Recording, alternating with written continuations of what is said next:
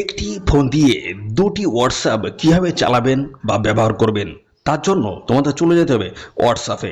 আমি চলে গেলাম হোয়াটসঅ্যাপে যাওয়ার পরে দেখো ডান দিকে একদম উপরের দিকে রয়েছে থ্রি ডট চিহ্ন আছে, এর উপর তোমাদের ক্লিক করতে হবে। ক্লিক করার পরে দেখো এখানে পেয়ে যাবে দেখো সেটিং অপশান।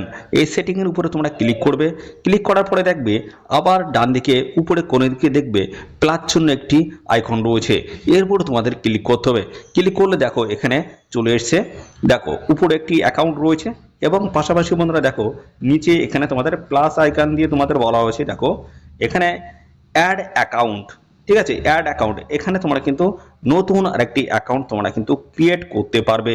এর জন্য তোমাদের কিন্তু আলাদা একটি মোবাইল নাম্বার কিন্তু আবারও কিন্তু প্রয়োজন হবে। তো এই জন্য দেখো এখানে বলা হচ্ছে এগ্রি অ্যান্ড কন্টিনিউ অপশন চলে এসেছে, এর উপর আমরা ক্লিক করব। ক্লিক করার পরে দেখো এখানে নাম্বার চেয়েছে।